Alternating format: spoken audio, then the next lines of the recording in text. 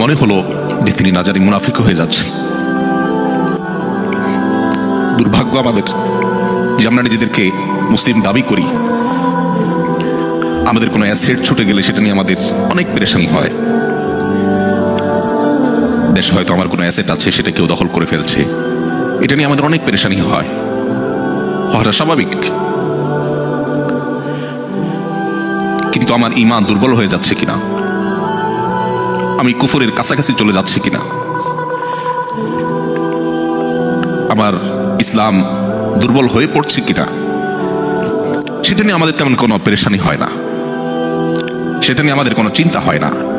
মুহাম্মদ সাল্লাল্লাহু আলাইহি সাল্লাম যখন উপস্থিত ছিলেন, মদিনার ইসলামী রাষ্ট্র, সমাজ, সোসাইটি যখন ছিল, সেরকম একটা দারুণ সোনালী সময় যখন ছিল, তার ভেতরে অবস্থান করে যদি হানজালা নিজের ঈমান নিয়ে চিন্তিত হতে পারে, তাহলে আপনি আমি কিভাবে মাল্টিকালচারাল সোসাইটিতে বসবাস করে আমাদের ঈমান নিয়ে নিশ্চিন্ত হয়ে বসে থাকতে পারি?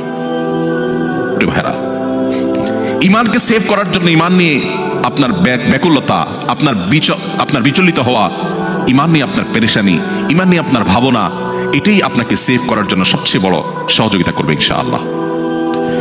এই জন্য আমাদেরকে ঈমান নবায়ন করতে হবে। এখানে আমরা এসেছি ঈমান নবায়নের জন্য। আমরা ঈমানের কথা বলবো, ঈমানের কথা শুনবো, ঈমানের আলোচনা করব, ঈমানের পর্যালোচনা করব। এই বিষয়গুলো আমাদেরকে ঈমান নবায়ন করতে সাহায্য করবে ইনশাআল্লাহ। তাহলে প্রথম পয়েন্ট আমি শেষ করলাম 7টি পয়েন্টের। মাল্টিকালচারাল সোসাইটিতে ইসলাম প্র্যাকটিস করবার জন্য প্রথম যে বিষয়টি প্রয়োজন, সেটি হলো শক্তিশালী ঈমান।